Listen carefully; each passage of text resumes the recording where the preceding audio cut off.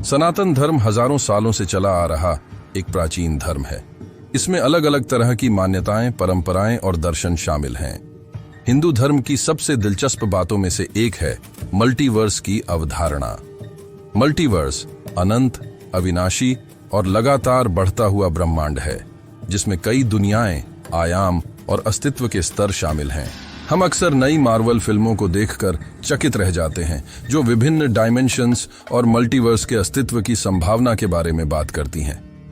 अनेक स्पाइडरमैन रखने का विचार वास्तव में अच्छा है, लेकिन सनातन के रूप में हम सदियों से कहते आ रहे हैं कि यह संभव हो सकता है।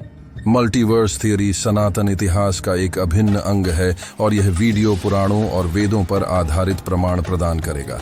ब्रह्मा के दिन के आगमन पर सभी जीवित प्राणी अव्यक्त स्रोत से उत्पन्न होते हैं और रात ढलने पर सभी देहधारी प्राणी फिर से अपने अव्यक्त स्रोत में विलीन हो जाते हैं। उपनिषदों और पुराणों के अनुसार यूनिवर्स की हिंदू अवधारणा इटर्नल और साइक्लिक है। यूनिवर्स और पृथ्वी सभी जीवित प्राणियों के साथ क्रिएशन और डिस्ट्रक्शन के रिपीटेड साइकिल से गुजरते हैं, जिन्हें प्रलय कहा जाता है।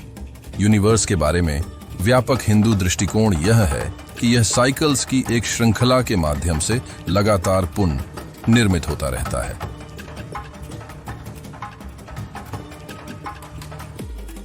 यह प्रक्रिया, जिसे प्रलय के नाम से जाना जाता है, 100 ब्रह्मा वर्षों तक दोहराई जाती है, जो 311 ट्रिलियन और 40 अरब मानव वर्षों के बराबर है और ब्रह्मा के जीवन काल का प्रतिनिधित्व करती है। ब्रह्मांड का निर्माण और पुनः निर्माण इसी प्रकार हुआ।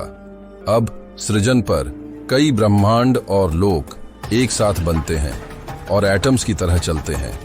प्रत्येक ब्रह्मांड में ब्रह्मा, विष्णु और शिव सहित देवताओं का अपना समूह होता है।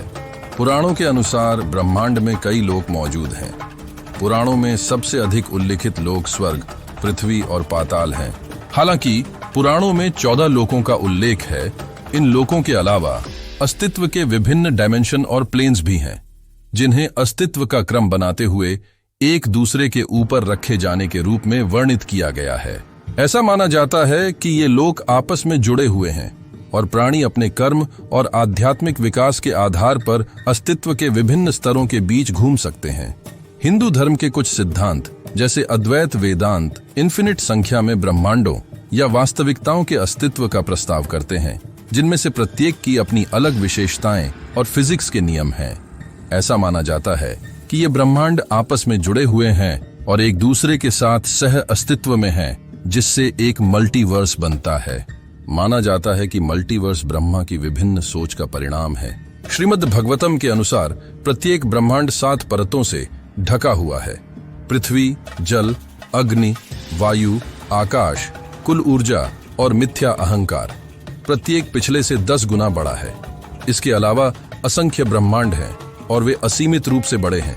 वे आप में एटम्स की तरह घूमते हैं, इसलिए आपको असीमित कहा जाता है, क्योंकि आप असीमित हैं। न तो स्वर्ग के स्वामी और न ही आप स्वयं कभी भी अपनी महिमा के अंत तक पहुंच सकते हैं। अनगिनत यूनिवर्स समय के चक्र द्वारा आपके भीतर भटकने के लिए मजबूर हैं, जैसे आकाश में धूल के कण उड़ रहे हैं।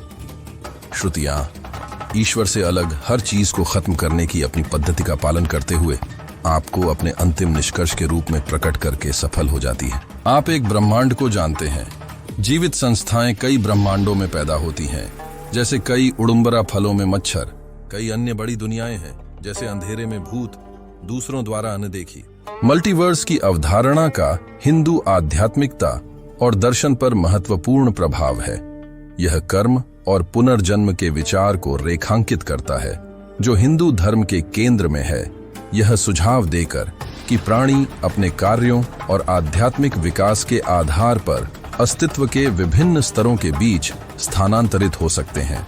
इस वीडियो को लाइक करें और अद्भुत वीडियो के लिए सब्सक्राइब करें।